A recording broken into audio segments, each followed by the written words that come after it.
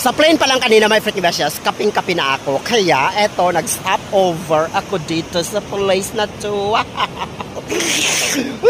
Para mag-kapi, my freaking besties. And the waves are crashing the show. The show. Poseidon! Eat me. Hala, oy. Madi-disturb natin ang dog. Natutulog. Asa na? Where are you? Where are you, bitch? Ana lang. Natutulog ang bitch. Ay, ka-perfect na lang dyan. So, after the stressful days sa trabaho, eto na, magre-relax na tayo. Kasama ang mga alon sa dagat. Mga freaking besties. Eat me, come on, come on, come on. Eat me. Lipot na. No? Ano lang. So, the name of the place is Turtle Beach.